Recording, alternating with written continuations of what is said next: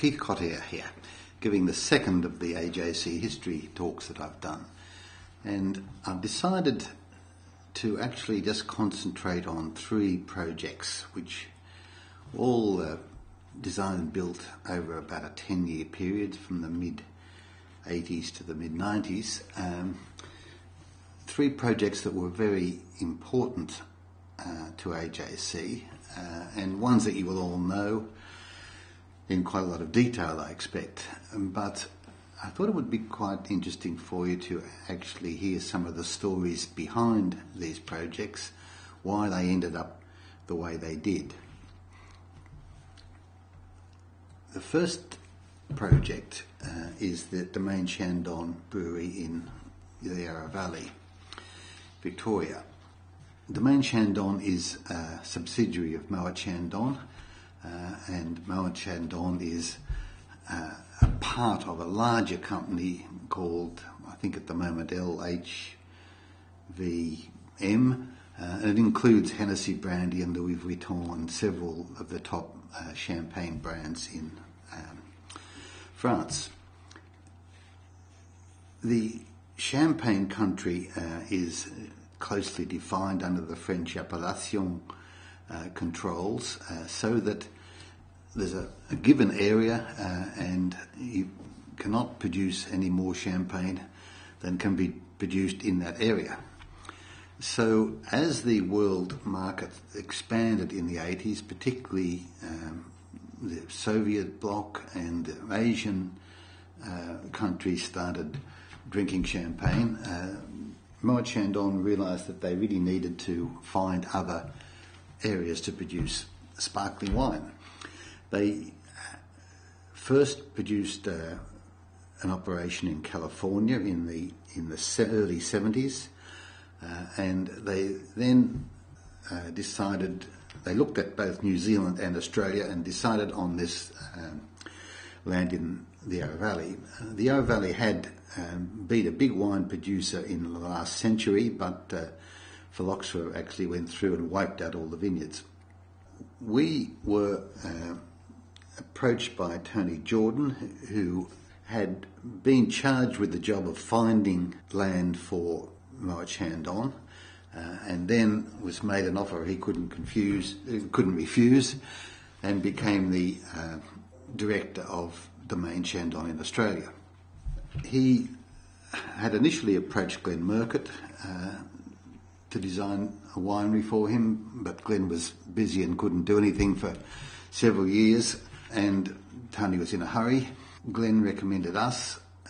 Tony went to look at the Rothbury winery in the Hunter, and we ended up on a short list of three with, I think it was Dale Jackson and Peter Carmichael from Melbourne. And I went down to see the site one very wintry day when it was cold and wet and the mist was close to the ground, and had, in fact, limited opportunity to actually sense the scale of the site. There was on the site this old house which had been altered very badly in the early part of the century. There was something drastically wrong with the foundations because there were huge cracks in the walls that I could put my arms through. We then had a visit in Sydney by Tony Jordan and John Wright, who ran the California operation. And we put forward a presentation. We didn't have to do a design, we had to talk about our attitude to the project. And our concept was that for once in Australia we should really be treating the whole site as a design project and create a wonderful landscaped estate. The whole time we did this presentation, we got very little response from Tony and John, and in fact I think they might even be nodding off a little bit at one stage. And after they'd gone, I remember saying to Jeff Bonus, well, you can forget about that one. But a week later we got a phone call, and when I asked Tony about it, he said, we'd already decided that you were going to get the job anyway, so we weren't really so interested in the presentation. We did two concepts for the project. One, an initial one which we did, and then Tony rang one day and said, I think we need to do a concept that keeps the house. Keeping the house was probably going to cost another $250,000 in those days.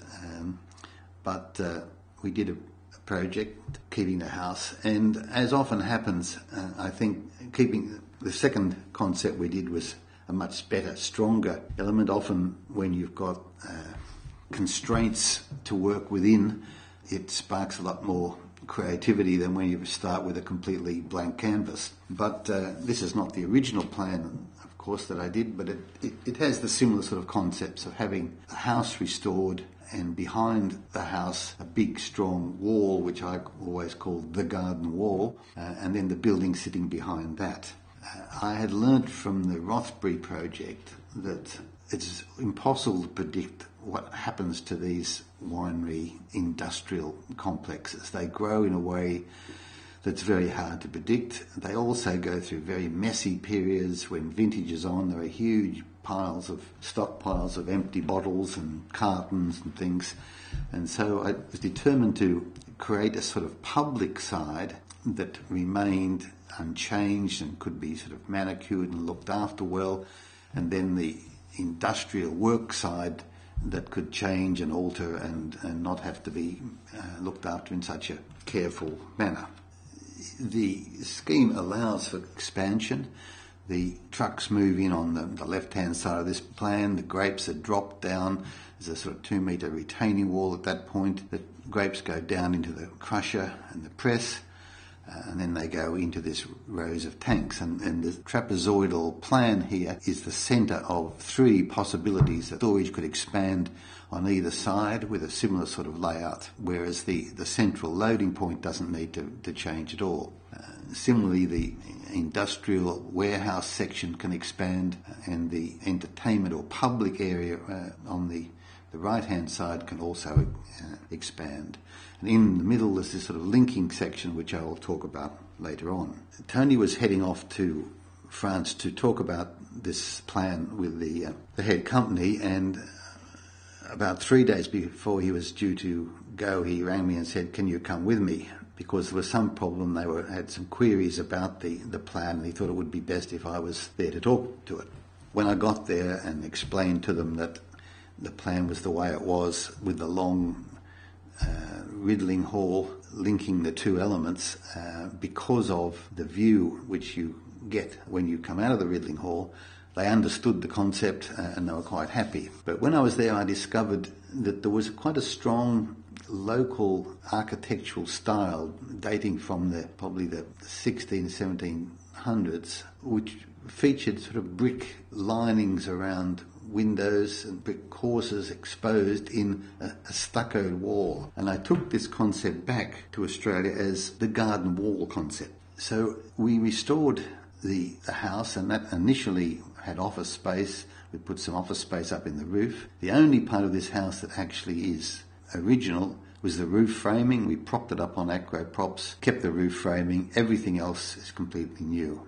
And when I later spoke to the French about keeping the house and whether they felt the extra cost involved was worthwhile, I was intrigued by their reply, which was that we would never go into a new community and pull down their history. And besides, we're in the business of keeping old things. This house was the entry point to the whole complex. You can see there also in the back the garden wall, which now has its French character. So in a way, this concept sort of was developed to actually have Australian history, albeit a little sham, and French history standing together as a sort of partnership. Another shot from the side showing the garden wall and the little linking element between the restored house and the main winery concept. You can see a lot of interesting big old trees on the site. There were quite a lot of big cypress windbreaks here around the original house, and a lot of those were kept. When I went on this trip to France, I also went to California and looked at the operation there, and they had never actually planned on having tourists at the complex, but they just couldn't resist the requirements for tourists to come there, and it caused them a lot of problems because they had to take the tourists through the whole production areas, which were often wet and slippery. and it was quite a problem for them. So we decided we would actually build in a tourist route here, and you can see as the project in the Yarra Valley expanded, the tourists, instead of coming via the house, actually came down on the right-hand side here and were met at the bottom of the big covered walkway. They then went up a series of stairs and overlooked the production centre. That's a photograph of them moving up the covered way. This is on the south side of the complex. So to warm it up a little bit, I put a continuous skylight adjacent to the wall and painted the wall on this side a much warmer colour. So you get a sort of glowing, warm feeling within this south-facing space. This is the arrival point for all the grapes, the point that doesn't change at all, and it is just clad in galvanised iron roof. It's just a very industrial little box, the pivot to the whole design of the production. The tourists here emerge on the upper level here and overlook the whole of the production. That's the view that they get down onto the tanks. And this is the floor where the wine is moved around. You can see the pipe, the hose is still on the ground there. The tourists then move back via another stair down into this space, which has got a rather low ceiling, and this is where the champagne is riddled. Bottles are tipped up in these stands, and they're turned a quarter turn, I think it is, or half a quarter turn every so often, so that gradually the sediment that's in the liquid drops down into the cork area of the bottle, into the neck of the bottle. The bottles are then taken out, the neck is snap frozen, the cork pops out and the muck comes out from the end, and then it's topped up with another richer sort of mixture. The tourists actually walk along this hall and come out the door at the end there, and I'd always intended that this would feel, because they're a little bit confused at the route on which they've gone, that they would think that they were underground, and it worked exceptionally well. Here you can see the bottles are actually stacked also in the side walls of the riddling hall. You're actually surrounded by the bottles at this stage, and they use this when they clear out the stands in the middle. They often use this area for concerts. Once a year they have a big series of classical music in this space. When you come out of the riddling hall, you're actually a level above ground, and you get this wonderful view out to the hills and the river that meanders at the bottom of the hills. From the outside, looking back into that space, you can see there where you exit from the upper level, and then down to this space where you can purchase sample glasses of Domaine Chandon. This structure on the outside is designed to take a grapevine, which took a while to get there, but is now well and truly there.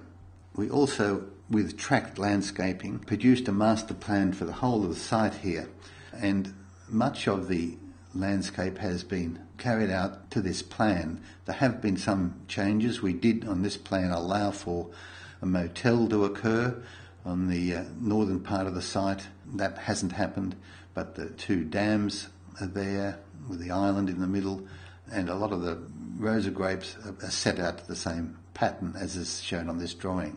Here's an aerial photograph taken probably 12 years ago, but you can see much of the site plan is there. The lakes are there. The mound, circular mound, is up on the top of the hill. You can get a feel here for the entrance driveway, which is tree-lined, and then you come past the carport. There's a mound between the entrance road and the car park, so you can't see the cars at all. You come in on the axis of the old house and then move off to the right-hand side. You can also see on this view that there is more storage of wine tanks to the north of the existing building, where we expect them to be, but they're not roofed. The advances in refrigeration meant that they don't really need to roof these areas these days. We now move to the Moore Park Gardens project, which I think was initially started in 1992, but this project was built on the site of the Resch's Brewery, and this is a photograph of the Resch's Brewery showing the extent of building that occupied that site and also the height of the building. You can see that the buildings that are there today are actually no higher than some of the buildings that were there previously. Another photograph from another angle. We're looking here at South Downing Street on the bottom left, and you can see again the height of those existing buildings. When we became involved, the site had a development application approval which had been won in the Land and Environment Court after a very lengthy battle. Sid Londish had owned the site and won this court case, but then went bankrupt. I think he actually went bankrupt twice in his lifetime. He had actually demolished most of the buildings on the site except a couple which had to stand, and they were all in pretty dreadful condition, as you can see here. That's another photograph from South Downing Street at street level, and part of that building actually we have kept. And this building, which was the Reckitt's building, 2 walls of that remained on the site. We had a phone call from a fellow called Grant Archibald asking us to put in a fee proposal for this project. I had worked with Grant Archibald before. He was project manager for what now is the Shangri-La Hotel in the Rocks. And at that stage when it was built, I was a board member of the Sydney Cove Authority and chairman of the architectural committee there. So I'd had a lot to deal with Grant, and we got along quite well, and I think developed sort of mutual respect. When he rang me about this project, I thought that it was a perfect project for AJ+C to do, so I was very keen to get it and very grateful when we did. But this is the plan that we inherited.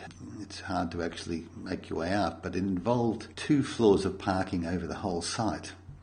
These buildings, which were sort of plonked on it, in what I used to call food drop planning, where it's almost like a plane flying over New Guinea and dropping food bundles, and wherever they happen to land, that's where you built the building. We convinced Grant that we had to do some amendments. One of the awful problems on a site like this is that if you're a visitor coming here for the first time, how you would ever find your way to an apartment, I don't really know. You can see the buildings are all sort of joined together, little identity, very hard to know where you were on the site. So we came up with a new master plan which involved leaving all the vehicle entry points where they were, because they'd been the subject of great debate over many months and years, and then arranging the buildings so that they nearly all had an address point to a street. The site had been divided in 2, and the northern half had been sold off to Meriton, and they had actually built units there, but the whole site had an approved 2-to-1 FSR. Meriton had only built to 1.5, so that the southern side had a 2.5-to-1 FSR available. The Meriton site also had a courtyard area above a car park, but they'd never irrigated this area, and so it was just a deserted sort of dead grass area. And our scheme involved re-landscaping that space within the northern site, which would of course be overlooked by our site. This is the site plan as it happened, but a lot is based on that initial plan. This is an aerial view of the completed project. Our clients, Deal Ruby, were a Malaysian group, and they had only built one development in Australia, and that was up in Queensland, the Gold Coast. This was their first venture into the Sydney market. They were a very conservative client and wanted very conservative looking buildings. They'd been very impressed by the Mirvac buildings they'd seen in Sydney, and in fact that was held up to us as what they really wanted, particularly the typical Mirvac 2 and 3 bedroom apartment. So the first stage that we built was fairly conservative in its appearance. Because the first stage, under the first stage approval, we had to build the road, build the bridge, put a lot of infrastructure work in. We had to work very hard to make these efficient buildings, and so the 2 major buildings at either side are designed around a single lift and a single fire stair, with the building sort of stretched out to maximum distances from those escape points. The first stage involved also the completion of the historic buildings that were to remain. The Reckitt's building you can see here on the right, and the main Victorian part of the South Downing Street complex. The first stage sold very well and very quickly. I think partly because the clients were very concerned about a lot of the apartments, particularly the one-bedroom apartments. Both Peter Stronach and I had been looking for one-bedroom apartments for friends to buy and been quite disgusted at what little there was on the market that was in any way livable. So we kept telling the clients that they were not going to be a problem, that they would sell, and we were proved right. And the one-bedroom one sold firstly, the two-bedroom second, and the last ones to sell were the three-bedroom units. The clients gave us a little party one night to celebrate the success of stage one, and Grant and one of the client was saying, well, now we've got the terrible task of having to build these tall buildings where half of the apartments are going to face south over an industrial wasteland. And I think by this stage I had one or two drinks and was feeling quite cheery and confident, and I said, oh, well, I can get them all facing north if you like, but requires a bit of a leap of faith from your point of view. And that was really the birth of the crossover apartment. They didn't quite understand how it was organised, so we built a little cross-sectional model like this diagram, and they could see what we're on about. They loved the idea of everybody facing north and not having to look over the industrial wasteland. So we embarked on the second stage, incorporating these crossover units. They weren't new.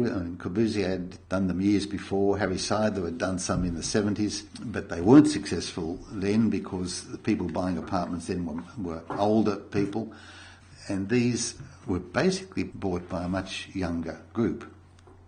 The crossover design, the cross ventilation, was used as a selling point, and in the advertisements that appeared in weekend papers, for the first time I think they used the architects and the builders, Multiplex and Allen Jack+Cottier, as an advertising gimmick, if you like, to sell the units.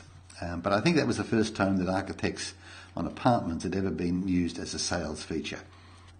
And this is the second part of the second stage, recently completed.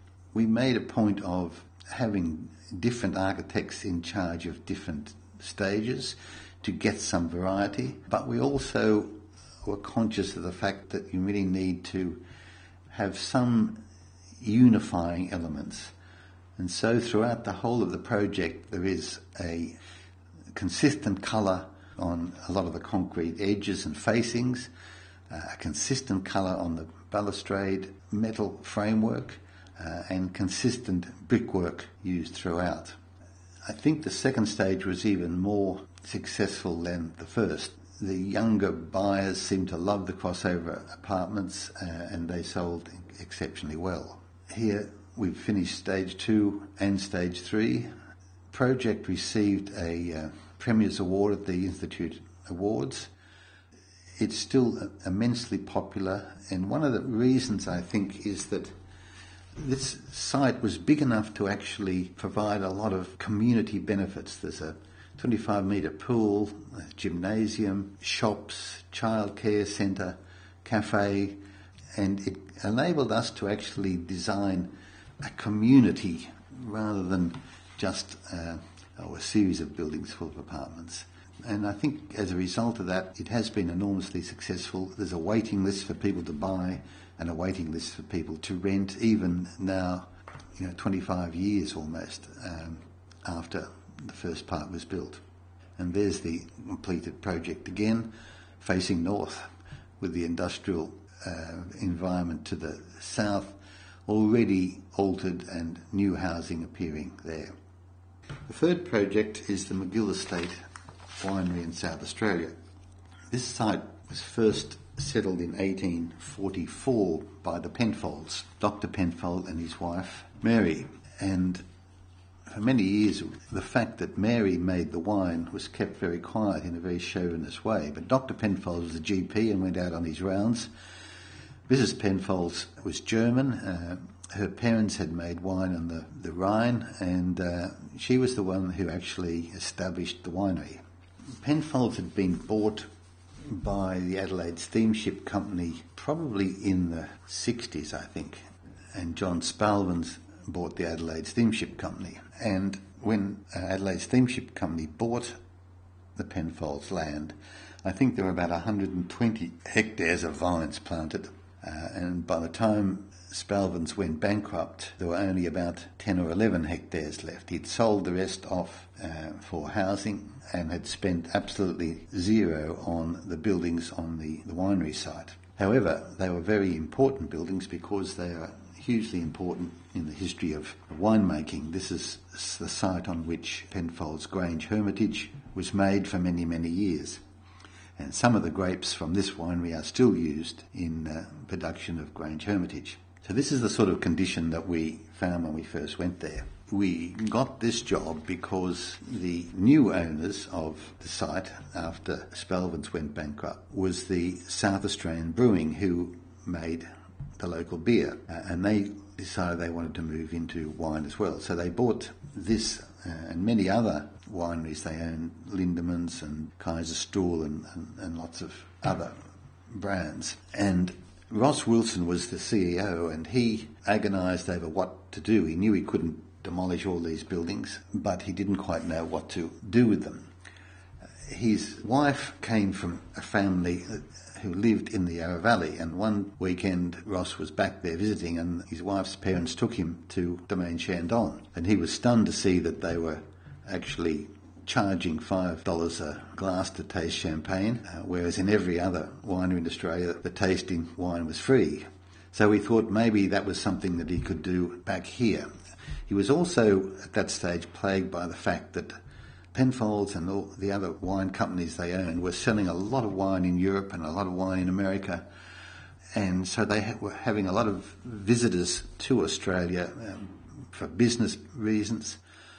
And in order to entertain them, they had to either in Sydney take them up to the Hunter and back, or in Adelaide take them up to the Barossa and back. And that was a day trip, a day out of their working lives, not very efficient. So the theory was that they would do up the Penfolds Magill Estate and make it somewhere where they could take visitors. It's only 10 minutes drive from the centre of Adelaide. The buildings on the site range from the 1860s, quite a lot of buildings built in this sort of pre-World War I period, then some between the wars, and nothing more recently than that. They were all bumped together in an ad hoc sort of way. There'd never been any real master planning. It reminded me of a lot of school sites that I'd been to where there'd never been a master plan. They just built the next building they needed on the simplest site. There were, however, some quite wonderful old bits of industrial architecture on the site. The first job we had was to try and identify which were the really important buildings to keep and which were not. And we worked with an Adelaide firm, Ron Danvers. They did a lot of the historic investigation into the dates of these buildings, and we came up with a three-tier system of the high significance, 1840s to the 1910s, moderate, 1920s to 40s, and low significant after 1940. And they're shown there. In the bottom left of that plan is the original Penfolds house, which has never been altered and in fact still has some of the Penfolds furniture. And we then produced a master plan using that significance plan as a basis. And there were a lot of discussions about how we could use some of the existing buildings. We probably only needed one or two of the old buildings to look after the wine production from this relatively small site. Eventually we worked out that we could house a couple of the departments of SA Brewing out here. Certainly the office staff could move out here, and we came up eventually with a scheme to have a 2,500 square metre warehouse, distribution warehouse out here, which we could position in such a way that it would really never be seen. And I was really quite pleased with that, because it was nice to actually have this site as still a working site, not just one full of office workers. Although they do produce a Magill Estate wine, but as I mentioned, it doesn't need much accommodation. You can see here on the bottom left centre of the plan what was indicated as a director's room, and the idea was that visitors and the directors might actually have lunches in this place. You can see here where we've done some of the initial restoration work and reposition work, re-landscaped a lot of the streets, the traffic ways between the buildings, tried to move all the traffic to the outside perimeter and make the internal part pedestrian. It was actually always remind me a little bit of a little village, this collection of buildings. The main reception area, to make it easy to find your way around here, there were basically two options. You either go to this reception area or you go to what became a restaurant instead of a director's room. And this is the new warehouse on the left. And on the right-hand side, you can see we kept this little 3 metre wide 1914 building, which was just a series of loading bays that had been tacked on to an existing building. And we kept that there and put a lot of the air conditioning type equipment in there. And that more or less is a sort of dummy wall behind which the new warehouse hides. Here is the Penfolds house. We had to do quite a bit of work to reorganise the drainage to keep the dampness out of this building, but we were able to do that successfully and restore the original house. This is a development of that initial master plan, and this is actually what was built.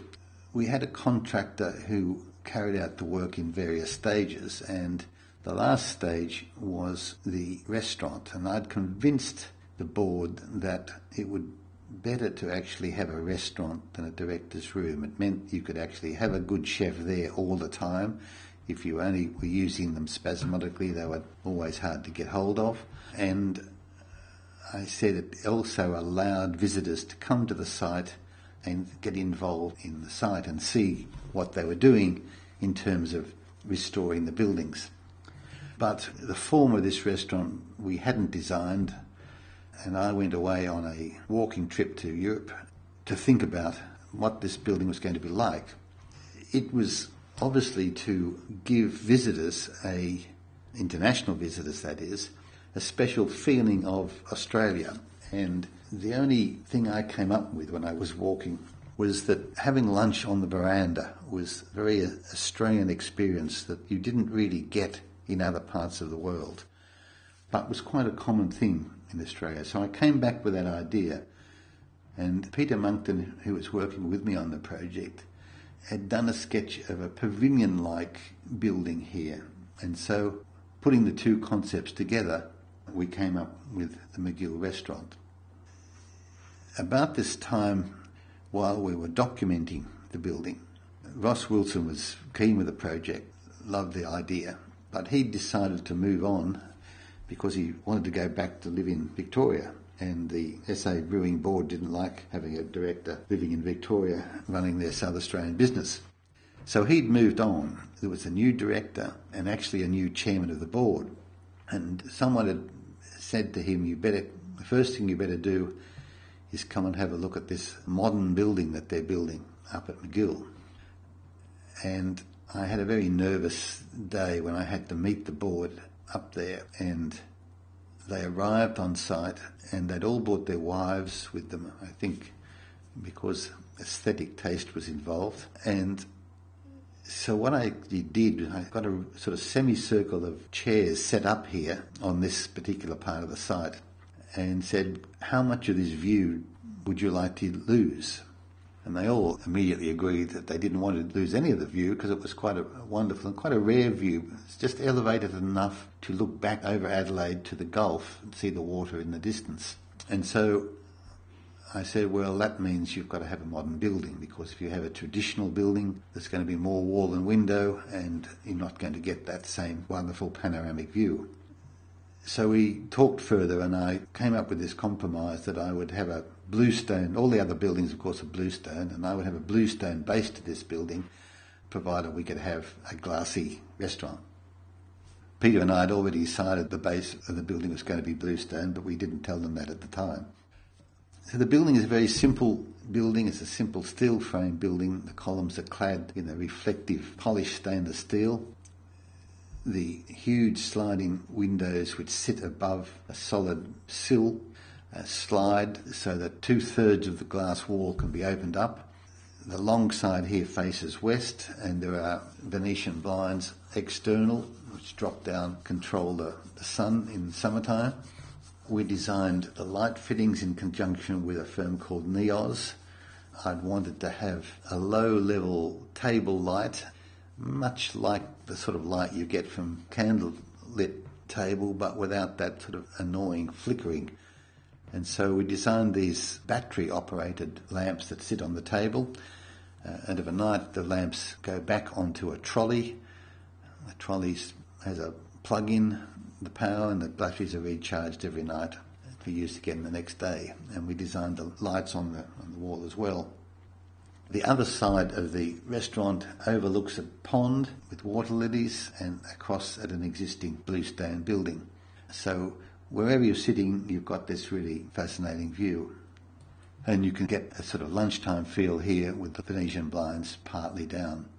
We had another battle at one stage. The project manager had asked us to use a chef to advise us on the restaurant, and the chef was actually a Swiss chef, and when we got the layout plans that he'd looking at, it became obvious to us that there were areas to bake cakes and pastries and patisseries, and this wasn't really an Australian sort of cuisine at all. And we just felt that the concept of the restaurant was being lost. So we spoke to the project manager and convinced him that we needed to change, and I introduced him to Anders Ausbach, whom I'd known for some time. He was actually Len Evans' office boy when I did the Rothbury Estate Winery, and they got along well, and Anders replaced the other advisor and also did a great job in persuading the board to spend some money on these chairs I wanted to use. As you approach the restaurant from the right-hand side, the pool actually tumbles over a little waterfall here, so there's always the cooling sound of water. Adelaide gets very, very hot in summertime, and this wall actually hides the pool from view. This is a much later photograph. You can see the concrete walls there covered in Virginia creeper, the lavender on the driveway, the bluestone wall, and the Venetians down in position. The chimney at the back we kept, doesn't serve any purpose at the moment, but it's always been part of the landscape in this part of Adelaide. And there's a photograph from a little bit further down the road, just after it was completed and before the Virginia creepers got a hold on it all. This is a plan of the restaurant, and you can see on the right-hand side the old building, which was the bond store for brandy.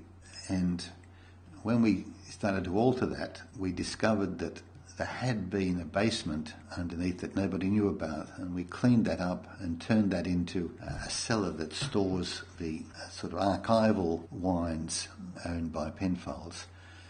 So underneath the old building there's a cellar, and underneath the northern end of the restaurant is a cellar where you can go down and watch the sommelier decant the wines and talk to him about the wines. So that's the historic cellar with the collection of old Penfolds wines, and we designed a little system of sliding screens that locks the wines in position, so even if you manage to get into this part of the world, you have a lot of work to do to get a bottle of wine out.